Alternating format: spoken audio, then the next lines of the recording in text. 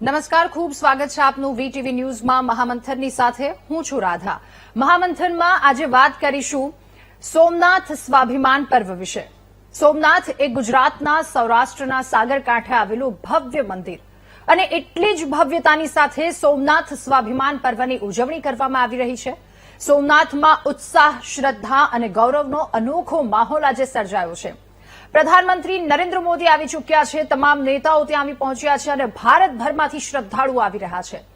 નાના બાળકથી લઈ વૃદ્ધ સુધી તમામ લોકોમાં એ જ પ્રકારનો ઉત્સાહ, એ જ પ્રકારનો આનંદ, એ ભક્તિ શક્તિની સાથે તમામ લોકો એકત્રિત થયા છે અને ઇતિહાસમાં ગજનીના મહમૂદે આ મંદિર પર એક મોટું આક્રમણ કરી તેને ધ્વસ્ત કરી નાખ્યું હતું। આ આક્રમણ આસ્થા અને સભ્યતાના એક મહાન પ્રતીકને નષ્ટ કરવાનો ઉદ્દેશ્યથી કરવામાં આવેલો એક હિંસક અને બર્બર પ્રયાસ હતો। તેમ છતાંય 1000 વર્ષ પછી આજે પણ આ મંદિર પૂરા ગૌરવની સાથે ઊભું છે। આ એ જ ભારત ભૂમિ છે જેણે અનેક સદીઓના સપાટા ઝીલ્યા છે। આ એ જ ભારત ભૂમિ જગતના કોઈ પણ ખડક કરતા પણ વધારે અચલતાથી ઊભી છે। એનું જોમ જાગ્રત છે, એનું જીવન અવિનાશી છે, એનો અંત નથી, અમર છે અને આપણે આ માતૃભૂમિના સંતાનો છીએ અને એટલે જ કહેવાય છે કે આ ભૂમિમાં દૈવત જેવું છે કશુંક, વાવો મહાભારત ને ગીતા નીકળે। હજુ ક્યાં ધબકે છે લક્ષ્મણ રેખા, રાવણો જ્યાંથી બીતા બીતા નીકળે। સોમનાથ મંદિર, આ મંદિરના પ્રાંગણમાં 2500 ઋષિકુમારો દ્વારા મંત્રોચ્ચાર કરવામાં આવશે। 72 કલાકનો અખંડ ઓમકાર જાપ। મંદિરની અંદર અને મંદિરની બહાર શંખનાદથી આખું વાતાવરણ ગુંજી ઉઠ્યું છે। લાખો શ્રદ્ધાળુઓ અહીંયા પહોંચ્યા, હજારો શ્રદ્ધાળુઓ પહોંચ્યા છે અને સમગ્ર વાતાવરણ શિવમય બની ચૂક્યું છે। એટલે કેટલાય શક્તિશાળી કોઈ પણ લોકો દ્વારા ગમે એટલા પ્રયાસો કરવામાં આવ્યા છે, પરંતુ હંમેશા આ દેશના સનાતને બતાવ્યું છે કે એ હંમેશા અમર છે। પ્રધાનમંત્રી કે જેમણે એક ખૂબ મહત્વની વાત લખી છે, લોકો સુધી આ સંદેશ પહોંચાડ્યો છે કે છેલ્લા 1000 વર્ષથી ચાલી આવતી ભારત માતાના કરોડો સંતાનના સ્વાભિમાનની આ ગાથા છે જે સોમનાથમાં ગવાઈ રહી છે। આપણે ભારતના લોકોની અતૂટ આસ્થાની આ ગાથા છે। દરેક વખતે જ્યારે મંદિર પર આક્રમણ થયું ત્યારે આપણી પાસે એવા મહાન પુરુષો, એવા મહિલાઓ હતા કે જેમણે એમની રક્ષા માટે સતત ઉભા રહી અને સર્વોચ્ચ બલિદાન આપ્યું હતું। દરેક વખતે પેઢી દર પેઢી આપણી મહાન સભ્યતાના લોકોએ પોતાને સંભાળ્યા, મંદિરને ફરીથી ઊભું કર્યું અને તેને પુનર્જીવિત કર્યું છે। દેશમાંથી ભક્તો અતૂટ આસ્થા, શ્રદ્ધાના ભાવની સાથે આજે જોડાઈ રહ્યા છે। આ પર્વ એ માત્ર પર્વ નહીં, ધાર્મિક મહોત્સવ નહીં, પરંતુ ભારતીય સંસ્કૃતિના અતૂટ વિશ્વાસ અને આત્મગૌરવનું પ્રતીક પુરવાર થશે। એ તમામ દ્રશ્યો ત્યાંથી એક બાદ એક પણ સામે આવી રહ્યા છે જે દર્શાવે છે લોકોમાં કેટલું જોમ છે, લોકોમાં કેટલો ઉત્સાહ છે, કારણ કે એ સનાતનનો શંખનાદ થયો છે। 1000 વર્ષ પછી પણ આ મંદિર એટલું જ અચલતાથી ઊભું છે। ત્યારે આજે વાત કરીશું આ મંદિર, મંદિરના ઇતિહાસ અને આવનારું સનાતનનું ભવિષ્ય, આ તમામ મુદ્દા પર।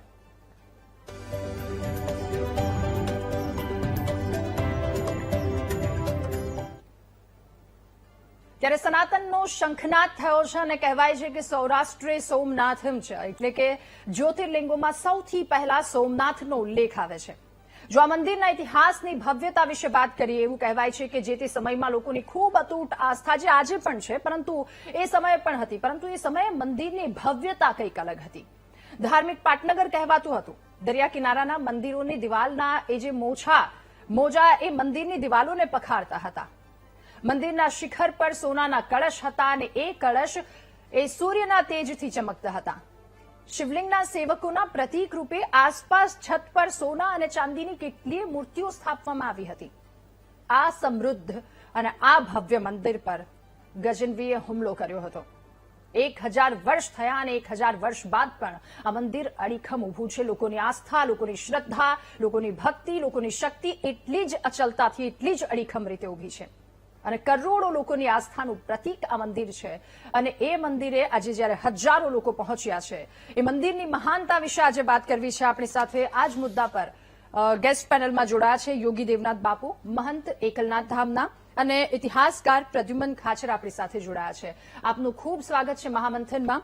આ સાથે આપણી સાથે નિજાનંદ બાપુ, મહંત બ્રહ્મચારી આશ્રમના, જેઓ થોડી વારમાં જોડાશે। જ્યોતિર્નાથ મહારાજ પણ આપણી સાથે જોડાશે અને લોક સાહિત્યકાર ગોપાલભાઈ બારોટ પણ આપણી સાથે જોડાવા જઈ રહ્યા છે। યોગી દેવનાથ બાપુ, શરૂઆત આપનાથી જે રીતે અત્યારે નમન કરી રહ્યા છે, કેટલાય શ્રદ્ધાળુઓ અત્યારે સોમનાથ શિવના આંગણે પહોંચ્યા છે. આસ્થાનું પ્રતીક આ એક મંદિર, કેટલીય થપાટો ઝીલી છે અને ત્યારબાદ પણ એટલું જ અડીખમ રીતે આજે મંદિર ઊભું છે. લોકોની શ્રદ્ધા પણ એટલી જ અચલ, એટલી જ અડીખમ રીતે ઊભી છે. ત્યારે પહેલા આજનો આ માહોલ અને આ માહોલ પર આપનું શું કહેવું છે સનાતની થઈને? જય સોમનાથ. આનંદની લાગણી થઈ રહી છે. આવો ભવ્ય અને દિવ્ય સનાતન પરંપરાનો જો મહોત્સવ ભગવાન ભોળાનાથ સોમનાથના ચરણોમાં જો થઈ રહ્યો છે, આનંદની લાગણી છે, ખુશી થઈ રહી છે. આ ભવ્યતા દુનિયાને બતાવી રહી છે કે ભારતીય સંસ્કૃતિ ઉપર, સનાતન પરંપરા ઉપર હજારો ઘાવ થયા છતાં પણ એ ઘાવને ઠીક કરી અને એને એ ઘાવને રૂઝાડીને ભારતીય સંસ્કૃતિ, સનાતન પરંપરા આગળ વધી છે. અને આગળ વધી છે ત્યારે આજે વિશ્વ જોઈ રહ્યો છે કે સનાતન પરંપરાનો ભગવો ધ્વજ મહાદેવના શિખર ઉપર લહેરાઈ રહ્યો છે, સોમનાથ મહાદેવના શિખર ઉપર લહેરાઈ રહ્યો છે. એના આનંદથી છે કે ભારતીય સંસ્કૃતિને જે મટાવવા આવ્યા હતા, જે મટાડવાનો પ્રયાસ કર્યો હતો, જો હિન્દુ પરંપરાને જે ઘાવ આપવાના જેને પ્રયાસ કર્યો હતો, એ આજે એના પરંપરાના લોકો આજે ભીખનો કટોરો લઈને ભીખ માંગી રહ્યા છે. ત્યારે અમારો સોમનાથ મહાદેવ, અમારો સોમનાથ દાદો પુનઃ પાછો આપ જોઈ રહ્યા છો કે સોનાના બાજોઠા ઉપર બેઠા છે, સોનાના મહેલ ઉપર બેઠા છે. એટલે ભારતીય સંસ્કૃતિને, હિન્દુ સનાતન ધર્મને જેને પણ મટાડવાનો પ્રયાસ કર્યો છે, એ મટી ગયા. મહાદેવ આજે આ દુનિયાની અંદર, દુનિયા જોઈ રહી છે, આખો વિશ્વ જોઈ રહ્યો છે કે ભારતીય સંસ્કૃતિ. એટલે તમને સહિષ્ણુ કીધા છે. સહિષ્ણુતાનું શું લક્ષણ શું છે? આ સહિષ્ણુતાનું લક્ષણ છે. અમે કોઈ દિવસ કોઈને ઉપર પ્રહાર નથી કર્યો, અમે કોઈને ઉપર આક્રમણ નથી કર્યા, અમે કોઈને લૂંટ્યા નથી. અમે અમારો હકનો ખાધો છે હંમેશા માટે. સનાતન એટલે કોઈ કોઈથી નાશ ના પામી શકે, એટલે અમે સનાતન કહીએ. આ સનાતન છે. સનાતન કોની પાસે ભીખ માંગે નથી લીધો, કોઈને લૂંટ્યા નથી. સનાતન પોતાના બળ ઉપર જીવ્યો છે અને આજે એનો અમે દુનિયાને પ્રતીત કરાવી રહ્યા છીએ કે સનાતન એટલે એને અમે કહીએ છીએ આ સનાતન છે. જો સનાતનનો મટાડવાનો જો પ્રયાસ કરશે તો પોતે મટી ગયા છે, પણ સત્ય સનાતન કોઈ મટશે નહીં. અને સાથે સાથે દાદા આનંદની લાગણી એ છે કે યથા રાજા તથા પ્રજા. આજે અમારા દેશના વડાપ્રધાન છે, એ ધર્મ અનુરાગી છે, એ સનાતન પરંપરામાંથી આવે છે. કેમ કે આમ તો ભારત એ સનાતન પરંપરાનો દેશ છે, સનાતન સંસ્કૃતિનો દેશ છે, હિન્દુ સંસ્કૃતિનો દેશ છે. ત્યારે અમારા વડાપ્રધાન છે એ સંસ્કૃતિને આગે લઈને અને વિશ્વની અંદર બતાવી રહ્યા છે, વિશ્વની અંદર કહી રહ્યા છે કે અમારી સંસ્કૃતિ શું છે, હિન્દુ પરંપરા શું છે, સનાતન પરંપરા શું છે. એટલે આખે આ વિશ્વને બતાવી રહ્યા છે. એટલે અમને આજ આનંદની લાગણી થઈ રહી છે, આનંદનો અનુભવ થઈ રહ્યો છે. આજથી મોટો અમારા માટે કોઈ દિવસ ના હોઈ શકે. બિલકુલ, આ ખૂબ મોટો પર્વ છે અને દેવનાથ બાપુએ ખૂબ મહત્વની વાત આપે કહી કે અને આપણામાં કહેવાય પણ છે, આપણા ગ્રંથોમાં પણ છે કે આપણને સંસ્કાર શીખવવામાં આવ્યા છે, પરંતુ જ્યારે કોઈ બહારથી આવીને સવાલ ઉઠાવ્યા છે ત્યારે શક્તિ શું છે એ પણ હંમેશા ભારતીયોએ બતાવી છે.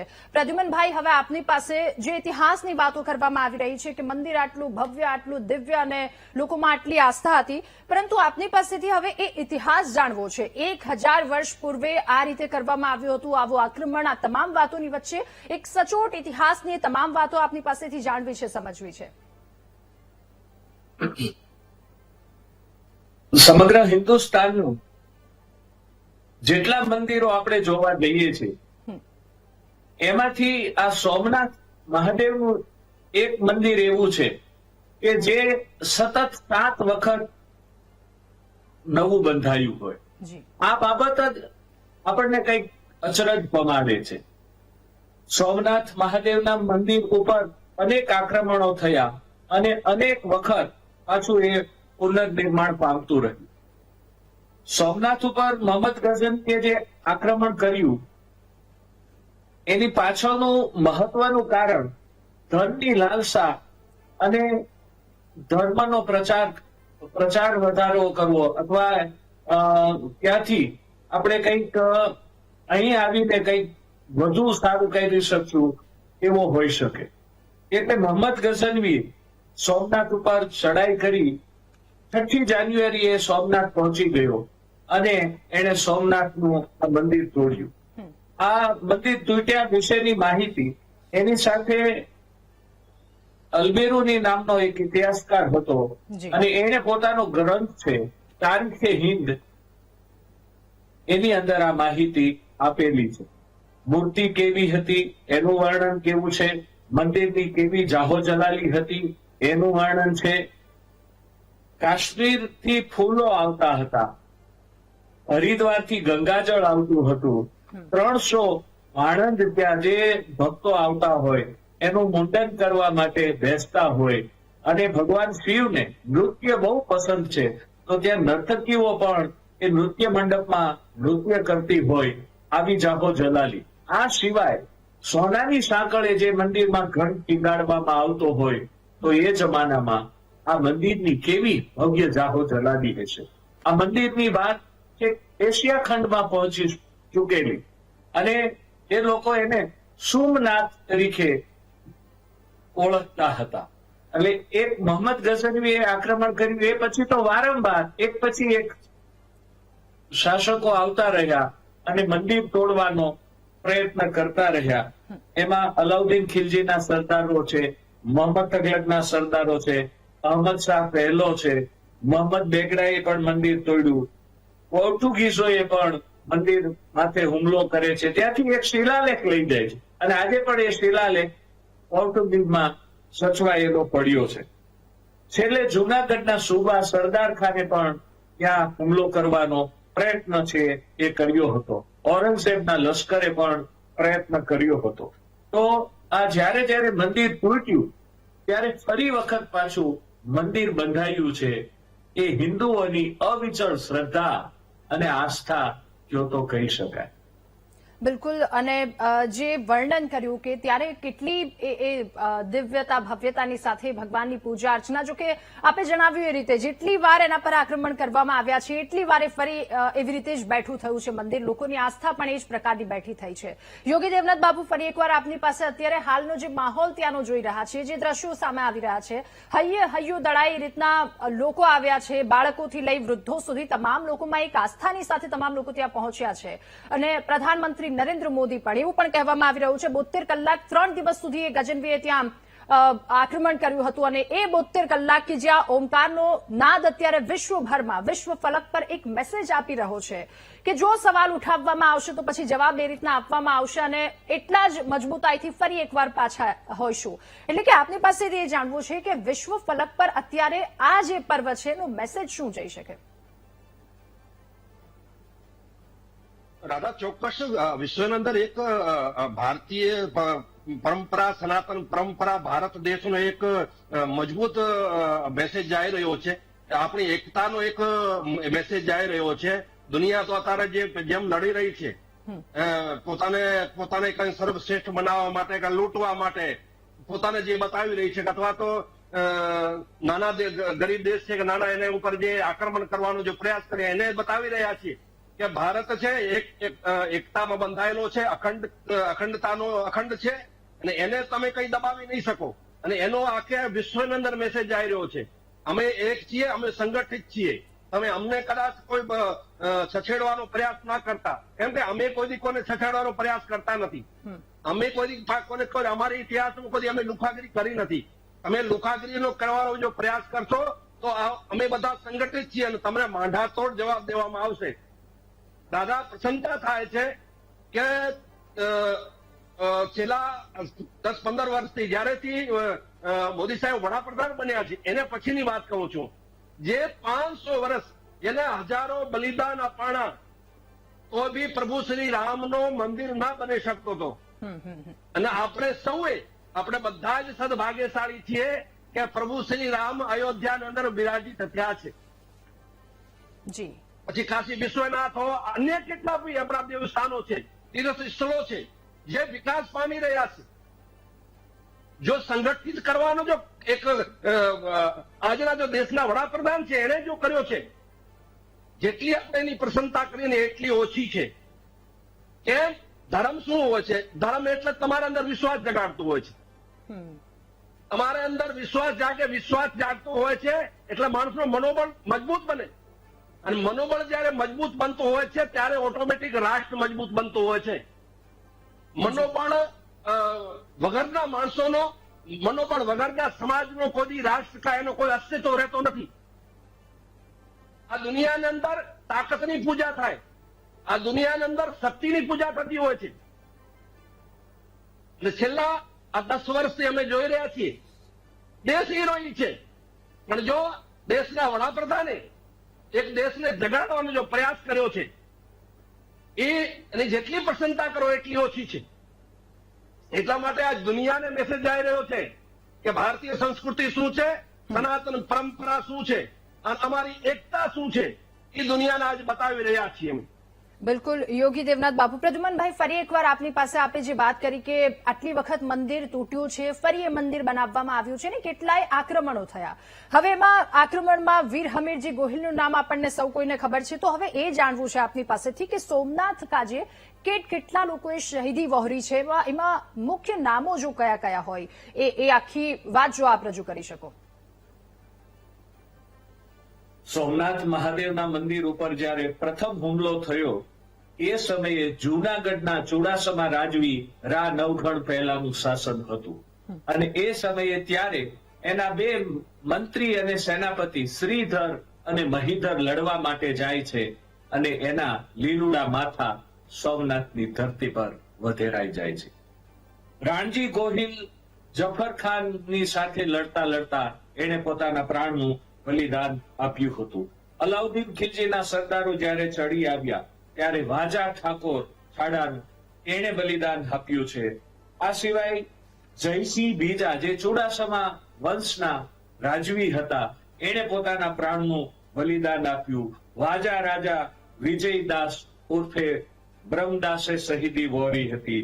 વિજયપાલજી ડોડિયા છે એમણે શહીદી વહોરી હતી. અને સોમનાથની સખાતે નામની નવલકથા લખાણી છે. એટલે હમીરજી ગોહિલનું પાત્ર સૌરાષ્ટ્રના એક વ્યક્તિઓના જીભે રહ્યું છે. એવા વિંઢોળ બંધા જેવા હમીરજી, કારણ કે એ આમ તો એ દિવસે નહોતા પરણ્યા પણ જાય છે સોમનાથની સખાતે અને પેલી ચારણબાઈના નેસમાં રહે છે. અને એને એમ થાય છે કે આ ભર જુવાન તો આવતીકાલે તો સોમનાથ દાદાની સખાતે જાય છે એટલે શહીદ થઈ જશે. એટલે એમના ત્યાં રાતોરાત લગ્ન કરવામાં આવે છે. અને આ લાખબાઈ એના મરસિયાઓ ગાયા છે. હમીરજી ગોહિલે કીધું કે લાખબાઈ મારા મરસિયા રચો. લાખબાઈ કે ભાઈ જીવતા માણસના મરસિયા ન ગવાય, પણ કાલે તો હું સોમનાથ દાદાને મારું શીશ ચડાવી દેવાનું છું. લાખબાઈ કે છે તો હમીરજી ગોહિલ હું સોમનાથની ધરતી ઉપર હું ભેગી આવું છું અને તમે જેમ લડતા જશો અને જ્યારે તમારું મસ્તક શાંત થશે. અને એ અરસામાં લાખબાઈ આવા મરસિયા ગાયા હતા. તો એ હમીરજી ગોહિલ આ સિવાય સોમનાથમાં પૂજા કરવા માટે 1000 બ્રાહ્મણો રહેતા હતા. એટલે હજારો બ્રાહ્મણોનું ત્યાં બલિદાન લેવાયું. આ સિવાય બીજી બધી જ્ઞાતિના પણ લોકો હતા, પણ કમનસીબે એના નામ મારી પાસે પ્રાપ્ય ન હોય એટલે હું મફતમાં કહી શકું કે બીજી જ્ઞાતિના લોકોએ પણ સોમનાથ મહાદેવને બચાવવા માટે પોતાનું બલિદાન આપ્યું છે. માંડવા ચાંદોદના નરેન્દ્રસિંહ મહિડા કરીને હતા. ત્યારે જૂનાગઢની આરસી હુકુમત થઈ અને ત્યારે સોમનાથનો પ્રશ્ન આવ્યો કે પાકિસ્તાનમાં સોમનાથ ચાંદુ જાય તો શું થશે. ત્યારે આ નરેન્દ્રસિંહ મહિડા હતા માંડવા ચાંદોદના, એને એમ કીધું કે હું મારા 22,000 રાજપૂતોને લઈ અને ભગવાન સોમનાથની રક્ષા કરવા માટે આવું છું. એટલે સૌરાષ્ટ્રના, ગુજરાતના જે લોકો હતા એ લોકોને ભગવાન સોમનાથ તરફ આવી અનેરી શ્રદ્ધા હતી. એટલે 10 વખત જુદી જુદી ચડાઈઓ થઈ ત્યારે ગામે ગામથી એને બચાવવા માટે છે એ રાજાઓ તો ખરા પણ બીજા લોકો પણ એવા આવ્યા હોય. પણ કમનસીબે બારોટોના ચોપડામાં, તીર્થગોરોના ચોપડામાં આવા વ્યક્તિઓના જરૂર નામ લખેલા આપણને જાણવા મળશે.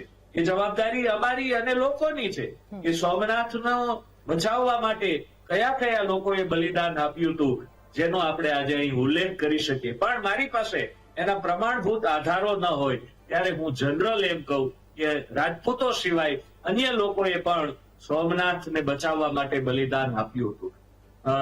4 રાજવંશોનું સૌથી મોટું બલિદાન છે. સોલંકીઓ, ચુડાસમાઓ, વાજા અને ગોહિલ, 4 રાજવંશના વ્યક્તિઓએ. સોલંકી રાજવી કુમારપાળે તો ભવ્ય મંદિર બંધાવ્યું, એટલે ભીમદેવે પણ પથ્થરનું મંદિર. એટલે સોલંકી રાજવંશ, વાજા રાજવંશ, ગોહિલ રાજવંશ અને ચુડાસમા રાજવંશ ત્રણેયનું મહત્વ ભૂલાય એમ નથી. જુનાગઢના ચુડાસમા રાજવંશના 3 રાજાઓ જે થયા, રામ મહિપાલ, એણે છે 1310માં ફરીવાર પાછી લિંગ પ્રતિષ્ઠા કરાવી હતી. બીજા માંડલિક ત્રીજાએ છે સોમનાથની પુનઃ પ્રતિષ્ઠા કરાવી હતી. એટલે સોમનાથ મહાદેવનું મંદિર જ્યારે તૂટ્યું છે ત્યારે સૌરાષ્ટ્રનો જન અને રાજાઓ ચેનથી સૂતા નથી કે ફરી વખત પાછું ભવ્ય મંદિર બનાવવું છે. અને એનો છેલ્લો પ્રયત્ન આપણા સરદાર વલ્લભભાઈ પટેલ અને જામ સાહેબે કર્યો. એના હિસાબે આજે ભવ્ય સોમનાથ મહાદેવનું દિવ્ય મંદિર આજે ઉભું છે. પ્રદ્યુમનભાઈ, આપના શબ્દોથી જ્યારે ઇતિહાસમાં ડોક્યું કરીએ છીએ ત્યારે ખરેખર ગર્વ થાય કે આ આપણા દેશના વીર જવાનો છે જે લીલા માથા વધેરાઈ જવાની વાત કરી. નવઘણથી નવઘણથી શરૂઆત થઈ, એટલે કે આહિરની જહાલની જનેતા કે જેમણે કહ્યું હતું રા રાખીને વાત કરજે, એ વીર કે જેમણે આમાં બલિદાન આપ્યું છે. અને આ દેશના વીરો છે, કારણ આ દેશનું નામ ભરત કે જેમના નામ પરથી ભારત દેશ પડ્યું છે. આ એ દેશના સંતાનો આપણે સૌ કોઈએ છીએ કે જ્યાં રામની સાગર સમી સેનાની સામે એકલ પંડે લડનાર એ લવકુશ કે બંને બાળકો કેવી રીતે લડ્યા હતા. એટલે એવા વીરો અને એ વીરના સંસ્કારો આપણા દેશના તમામ વીરોમાં ઉતર્યા છે. અને આજે જયારે આ ઝાંખી છે, આજે જયારે આ દ્રશ્યો છે, એ ખરેખર ગદગદ કરી નાખ્યા. અને એ તમામને શત નમન કે જેમણે આ દેશ માટે, આ મંદિર માટે આટલું બલિદાન આપ્યું છે, આ મંદિર માટે આટલું કર્યું છે. એટલે આ તમામ શબ્દો છે, એ શબ્દો ઇતિહાસની ગાથા વર્ણવે છે. આ શબ્દો છે મંદિરનું શું મહત્વ છે, આપણા દેશમાં સનાતનનું શું મહત્વ છે, એ ગાથા વર્ણવી રહ્યું છે. યોગી દેવનાથ બાપુ, ફરી એકવાર એ સવાલની સાથે આપની પાસે કે જે રીતનો હાલનો માહોલ છે અને યુવાનો કે જેઓ હમણાં ધર્મ તરફ ખૂબ વધારે વળી રહ્યા છે, સનાતન અને સનાતનનું ભવિષ્ય તમને આવનારા સમયમાં શું લાગી રહ્યું છે? રાધા, ધર્મ જ માણસને સાથે આવવા વાળો વસ્તુ છે ને ધર્મ જ સાથે જ આવવા વાળો વસ્તુ છે. ધર્મ જયારે આપણે જન્મ લઈએ છીએ ત્યારે સાથે ધર્મ આવે છે, જયારે આપણું મરણ થાય છે ત્યારે પણ આપણો ધર્મ સાથે આવે છે. તો ધર્મ તો સર્વશ્રેષ્ઠ જીવનની અંદર છે. જગ્યા બીજો કઈ દેખાય છે જેટલો પણ, એ તો બધો નાશવાને છે. અગર સત્ય છે તો એ તો ધર્મ છે. અને જેમ આપ વાત કરી કે આજનો તો યુવા જેમ છે કે ધર્મ પ્રત્યે આકર્ષિત થાય તો થવો જ જોઈએ. અમારા જીવનમાં બીજો છે શું, ધર્મ સિવાય શું છે? કેમ કે અમારા સાથે જો ચાલવા વાળો છે એ જ છે. કયા જાતિને અંદર, કયા ધર્મને અંદર અને કયા ભૂમિ ઉપર જન્મ લેવો એ ઈશ્વર નક્કી કરતો હોય છે. એ કોઈ વ્યક્તિ નક્કી ના કરી શકે. આપણે કયા રાષ્ટ્રમાં જન્મ લેવો અને કયા ધર્મમાં જન્મ લેવો એ પ્રભુ ઈશ્વર નક્કી કરતો હોય છે. તો આપણે એ ચીજનો ગૌરવ હોવો જોઈએ કે આપણે સનાતન પરંપરાની અંદર જન્મ લીધો છે, જે સદીઓથી યુગોથી બધા જ વાળા થયા છે. કોઈ એના ઇતિહાસ વાંચેલો બેઠા ઉપર વેચાય આપણે કહી શકીએ એમ છે. પણ સનાતન પરંપરાને કોઈ તમે કહી ન શકો, કેમ કે એની પરંપરાઓ, એના મૂળિયા બહુ ઊંડા છે. તો આપણે બધા જ સદભાગ્યશાળી છે કે સનાતનને અંદર જન્મ લીધો છે. અને મને લાગે છે ધર્મ સાથે જોડાવું જરૂરી છે. પોતાનો ધર્મ છે એ કલ્યાણ કરવા વાળો છે, બીજાનો ધર્મ છે એ ભય આપવા વાળો છે. એટલા માટે આપણું જ એમાં જ કલ્યાણ છે. આપણો પોતાનો વ્યક્તિગત કલ્યાણ છે, આપણો રાષ્ટ્રનું કલ્યાણ છે, આપણે સમાજનું બધાનો એમાં જ કલ્યાણ છે. કેમ કે ધર્મ જ આપણને સાચી રાહ બતાવી શકે.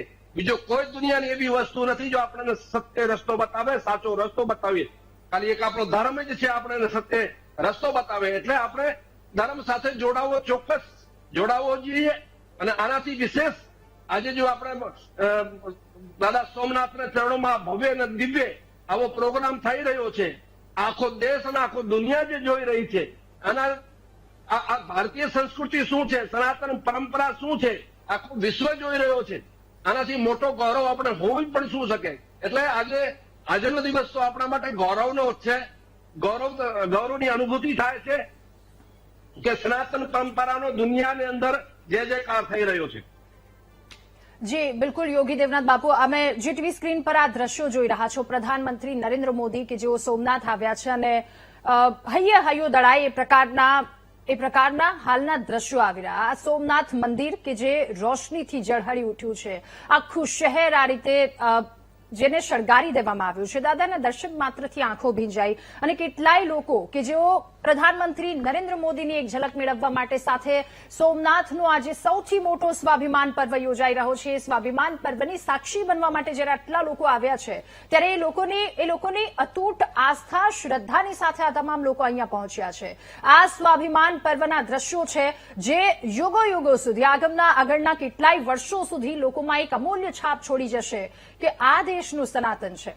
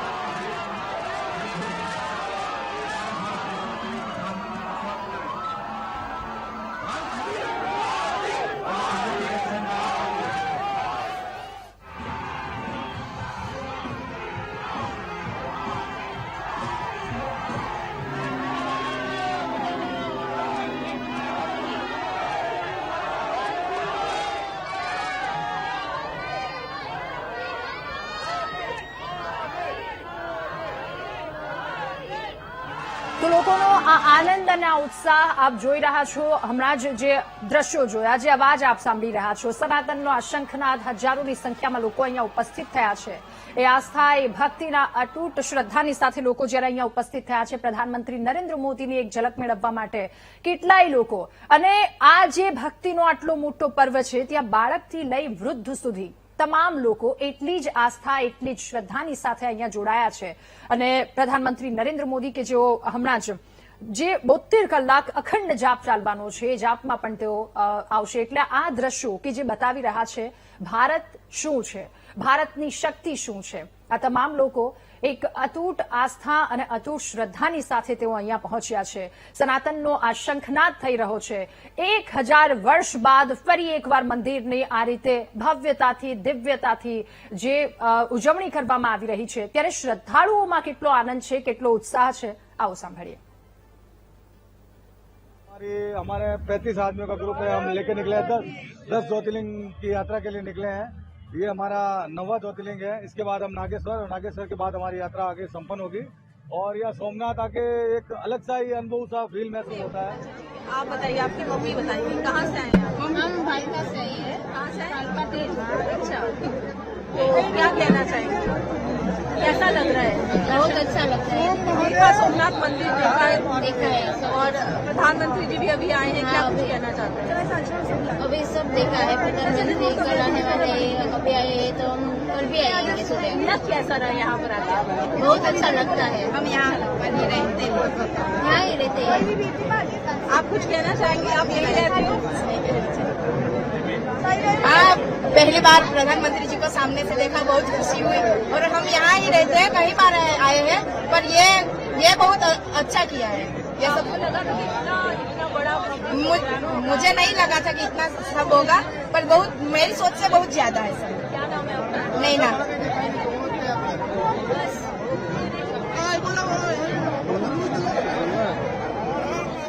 तो मोदी साहब आवे तो बहुत अच्छा लगता है.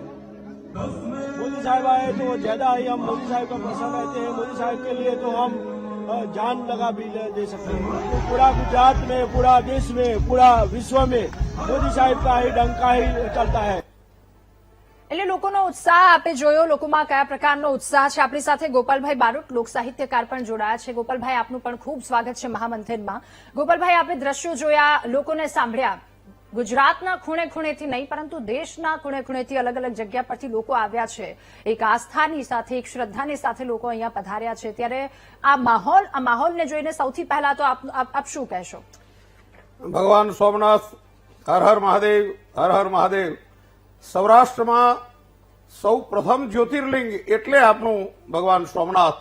અને આજે 1000 વર્ષે જ્યારે આવો ઉત્સવ ઉજવી રહ્યા હોય અને સ્વયં પીએમ એટલે કે આપણા સૌના માનવંતા નરેન્દ્રભાઈ મોદી પધાર્યા હોય અને આવો જબરજસ્ત માહોલ સર્જાણો હોય ત્યારે મને તો એવું લાગે છે કે ફરી પાછો 1000 વર્ષે જ્યારે ભીમદેવે સોમનાથ મંદિરનું ફરીથી અને જ્યારે એનું કરેલું અને એની પ્રતિષ્ઠા મહોત્સવની અંદર સમગ્ર વિશ્વમાંથી માણસોને રાજાઓને તેડાવેલા એવો જ માહોલ ફરી એકવાર આપણને ભગવાન સોમનાથમાં જોવા મળી રહ્યો છે.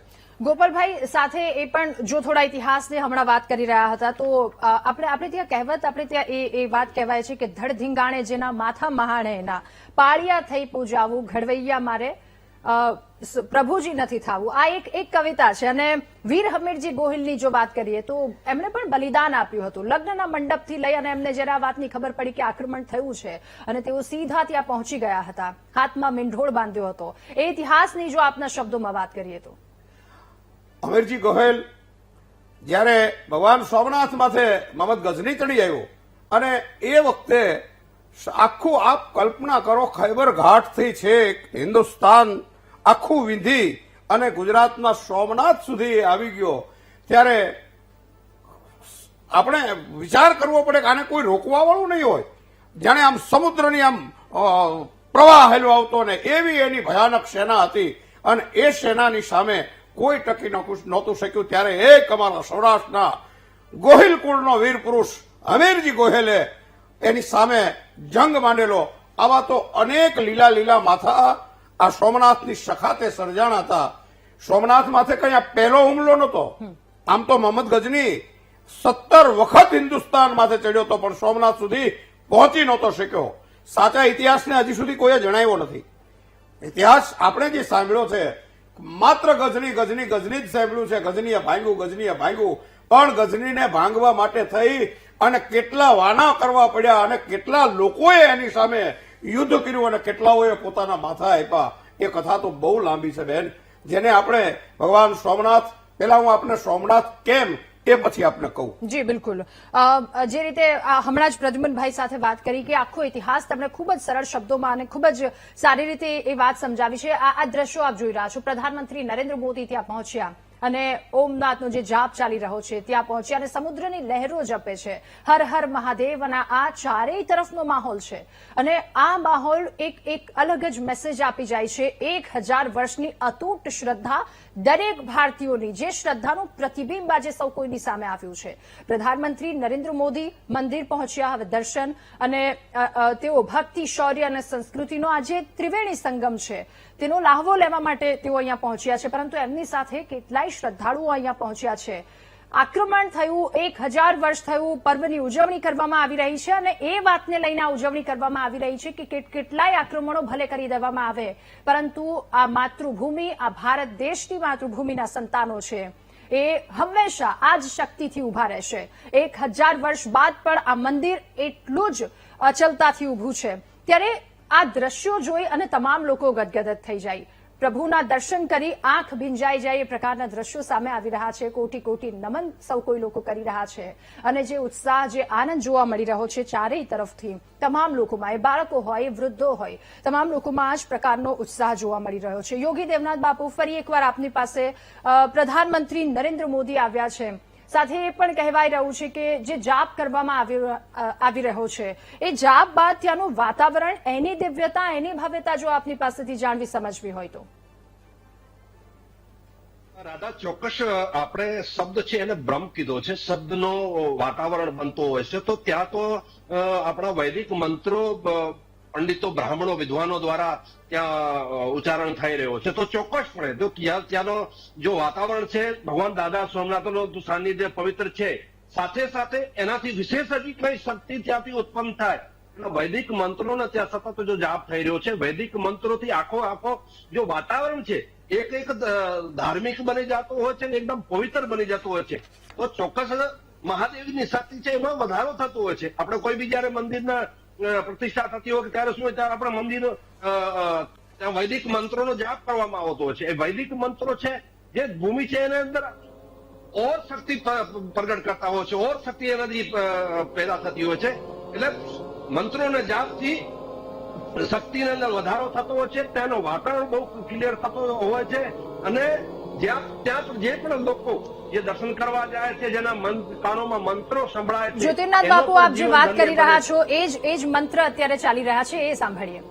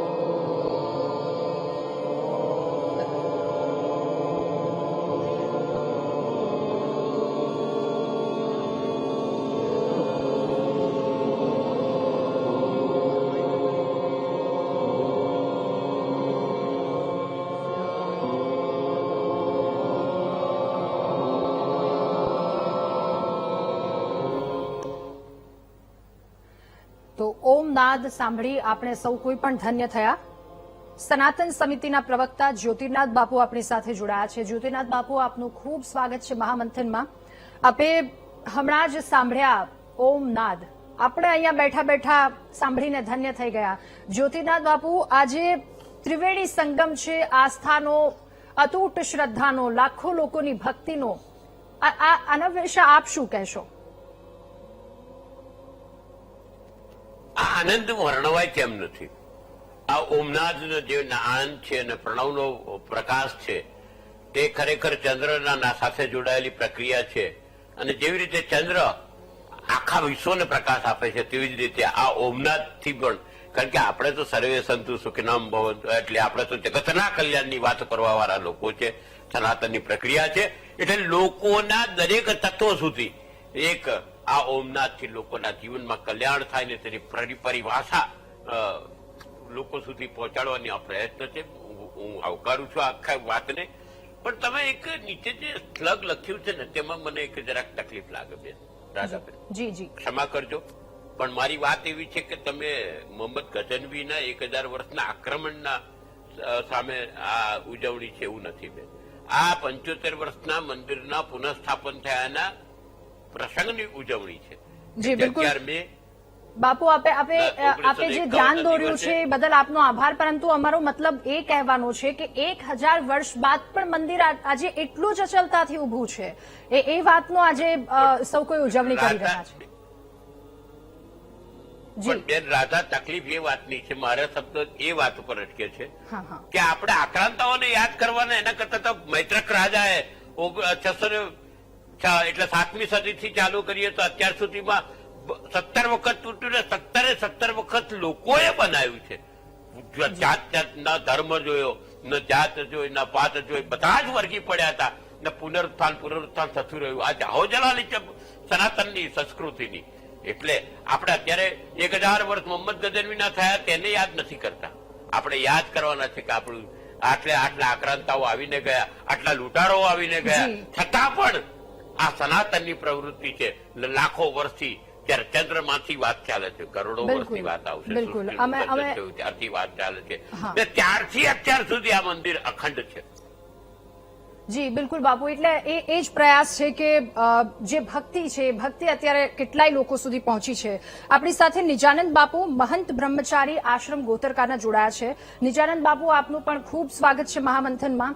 બાપુ, જે દ્રશ્યો સામે આવ્યા છે, સોમનાથ મંદિરના પ્રધાનમંત્રી નરેન્દ્ર મોદીની ઉપસ્થિતિ, બાળકથી લઈ વૃદ્ધ સુધી તમામ લોકો ત્યાં ઉપસ્થિત છે. એટલે પેઢીઓનો સંગમ, ભક્તિ અને શક્તિનું આ એક મિલન થઈ રહ્યું છે. આપણો સાંસ્કૃતિક વારસો છે જેની આટલી ભવ્ય ઉજવણી કરવામાં આવી રહી છે. આપ આ શબ્દો થકી આપ કેવી રીતે આ વાતને વધાવશો? હું ચોક્કસ એમ કહીશ કે આઝાદી મળ્યા પછીથી 1952માં સત્તા અસ્તિત્વમાં આવ્યા પછીથી અત્યાર સુધીમાં છેલ્લા 2014 પહેલા તમે જે દાદરીના ઇતિહાસ જે ગૌરવ વારસો જે બનાવી દીધો એના પર જાત જાતના નીકળે એના પોણા ઉતરી ગયા છે. એના કારણે પછી જે આપી દીધું છે એના પોપડા ઉતરી ગયા છે. ફરીથી રાષ્ટ્ર ઉજાગર થયો છે સમાજની સભ્યતા. બીજો વિષય એવો છે કે 2014 પછી અનેક મંદિરોના મૂર્તિઓના સ્થાપન, અનેક મંદિરોના ઉદ્ધાર, જીર્ણોદ્ધાર અને બધાને મારે સાજુ તરીકે આપવામાં સાક્ષી તરીકે ઉપસ્થિત રહેવાનું થયું છે. અયોધ્યાનો પ્રસંગ છે, કાશી વિશ્વનાથ મહાદેવનો પ્રસંગ છે, શંકરાચાર્યની મૂર્તિ, રામાનંદ આચાર્ય, સોમનાથ આ બધા લાગેલું. સોમનાથ માત્ર તો એક ધર્મ વિશેષ સાથે જોડાયેલું. સોમનાથના વારસામાં હું એક વાત કરીશ કે મોહમ્મદ ગઝનીને એટલા માટે વારંવાર યાદ કરવો પડે કે મોહમ્મદ બિન કાસીમ આપણે એટલા માટે વારંવાર યાદ કરવો પડે કે ભારતે આતંકવાદને 1000 વર્ષથી સતત સહન કરતું રહ્યું છે, એના સામે સંઘર્ષ કરતું રહ્યું છે, હારતું રહ્યું છે, જીતતું રહ્યું છે. તો આતંકવાદના વિસ્તરણ તરીકે આ ધરતી પર સૌથી મોટા ચીજનો સામનો મુકાબલો કર્યો, અત્યાચારો સહન કર્યા અને મુકાબલો કર્યો છે તો એ ભારતે કર્યો છે. એટલે ગઝનીને વારંવાર યાદ કર્યો છે. આતંકવાદ કોઈ આજનો વિષય નથી. આક્રમણ આજે આક્રાંતાઓ બર્બરતાઓ આજનો વિષય નથી. આજે બોમ્બ બ્લાસ્ટ થાય છે એવા ભરમાં આજે આ બધી સ્ત્રી હજી છે. જયારે ટીવી ખોલીએ તો એમાં બકરા ધીમાડા હોય છે નહીં. પાછળના ઘરમાં 1000 વર્ષ પહેલા પણ થયા છે. પણ આટલા મોટા આતંકવાદને આક્રાંતાઓને સહન કર્યા પછી પણ જે તેઓ પોતાના વિચારોને, પોતાની જાતની ભૂમિકાને અને પોતાની દૃષ્ટિકોણને કેવી રીતે સ્થિર રાખતો છે તે ભારતીય જનમાનસે રાખતો છે. સોમનાથ એનું પ્રતિક. આજે જે ઉજવણી થઈ રહી છે એ આતંકવાદી અને આસુરી શક્તિઓના અનેક આક્રમણો પછી પણ સાત્વિકતા કેવી રીતે દુનિયામાં પોતાનું અસ્તિત્વ જાળવી શકે એની ઉજવણી. એટલે આશરે 75 વર્ષના મંદિરની ઉજવણીને વંદન છે. અને એમાં યાદ કરવા પડે સરદાર પટેલને, એમાં યાદ કરવા પડે જામનગર મહારાજા બ્રિગેડિયરને, એમાં કમા મુનશીને, ઘણા અમીરજી ગિલથી માંડી અને ગિલથી માંડી બ્રાહ્મણો સુધી જે લોકો બધા બલિદાન હતા બધાને યાદ કરવા પડે. અને 75 વર્ષ ઉજવણી સીમિત નથી. આપણે મંદિરની ઉજવણી નથી. આ એવી વિચારધારાની વિશ્વ ઉપર અસ્તિત્વની ઉજવણી છે કે જેણે પોતાની મૂળ વિચારધારાને શું કહેવાય કે પતાવી રાખવા માટેથી અને પોતાની ઘણી મોટી ગુમાવી છે, પોતાનું દાર્શનિક તત્વોને પતાવી રાખે છે. આ એની ઉજવણી છે. એટલે વિશ્વ એક વાત નોંધ લેવી જોઈએ કે આ માત્ર કોઈ સીમિત પ્રદેશ પૂરતી સીમિત વાત નથી, કે માત્ર કોઈ એક ધર્મ પૂરતી જી દેવનાથ બાપુ, આ આખી શક્તિઓ અને દૈવી શક્તિના વિજય. જી ત્યારે સોમનાથ અને સોમનાથથી સનાતનનો જે શંખનાદ શરૂ થઈ ચૂક્યો છે. પ્રધાનમંત્રી નરેન્દ્ર મોદી ત્યાં પહોંચ્યા. ઓમકારનો એ જાપ, એ દિવ્ય વાતાવરણ. ફરી એકવાર સીધા ત્યાં જઈએ અને ત્યાંના દર્શન કરી ધન્ય થઈએ, કારણ કે દાદાના દર્શનથી આંખો ભીંજાઈ જાય એ પ્રકારના દર્શન અને એ દ્રશ્યો એક બાદ એક સામે આવી રહ્યા છે.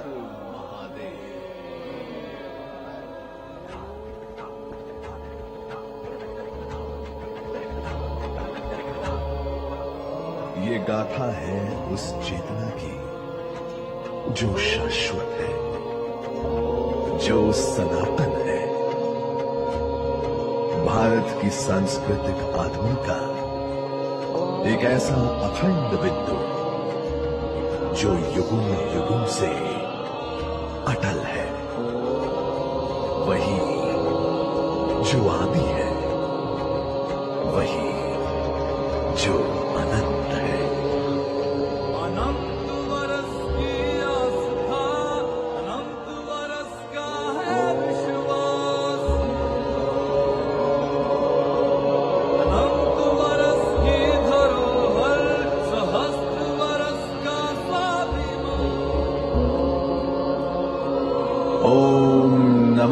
पार्वती पते हर हर महादेव.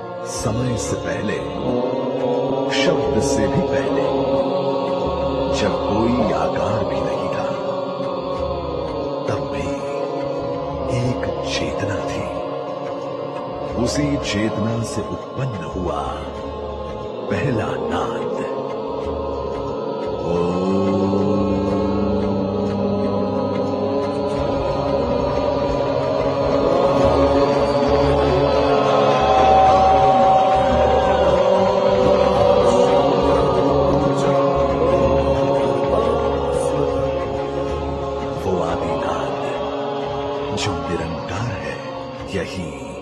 सनातन है. भारत की भूमि पर कुछ स्थान केवल भूगोल भर नहीं है, इतिहास है. सोमनाथ ऐसा ही दिव्य स्थान है. समंदर के किनारे आस्था के शिखर पर सोमनाथ का स्वयंभू उदय हुआ. नमामि शमीशान निर्वाण रूपम विभुम व्यापकम ब्रह्मवेद स्वरूपम निजम निर्गुणम निर्विकल्पम निरीहम चिदाकाशमाकाश वासम भजेहम. आदिनाथेन शर्वेण सर्व प्राणी हिताय वै आद्य तत्वान्यथानियम क्षेत्र में तन महाप्रभम प्रभासितम महादेवी यत्र सिद्ध्यन्ति मानवा. वर्ष 2026 सोमनाथ के अटूट स्वाभिमान की एक सहस्त्रावधि का साक्षी है. जनवरी 1026 की उन काली रातों में गजनी के महमूद ने इस पावन तीर्थ की मर्यादा पर प्रहार किया था। वो आक्रमण केवल पत्थरों का विध्वंस नहीं था, बल्कि भारत की आस्था, उसकी संस्कृति और उसकी महान सभ्यता को जड़ से मिटाने का एक हिंसक प्रयास था। गजनी खिलती औरंगजेब आए आके चले गए, पर भोले बाबा के आगे पापी सारे रात हुए। विध्वंस हुआ, मंदिर को क्षति पहुंचाई गई, ज्योतिर्लिंग खंडित किया गया। पर यह भी सत्य है कि क्रूर तलवारों पर महादेव के त्रिशूल का हर बार जय घोष हुआ। संरचना टूटी थी, चेतना नहीं, दीवारें टूटी थी, वीरता नहीं, मंदिर टूटा था, आस्था नहीं, वीर हमीर जी का शौर्य और बलिदान शत्रु की बर्बरता से कहीं अधिक शक्तिशाली था। उनका महादेव के प्रति समर्पण, उनका लहू इस धरती की मिट्टी में मिलकर प्रतिज्ञा बन गया कि जब तक एक भी हिंदू जीवित है, सोमनाथ का अस्तित्व कभी मिट नहीं सकता।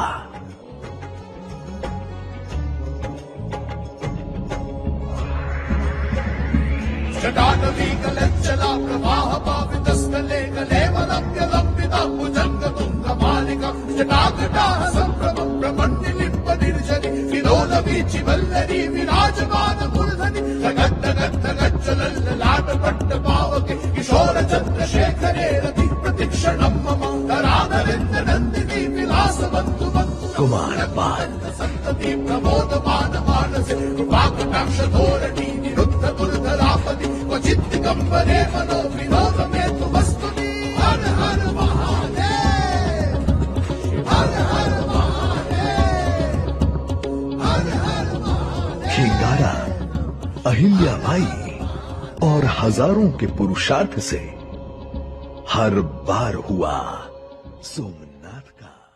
सोमनाथ महादेव की जय। सोम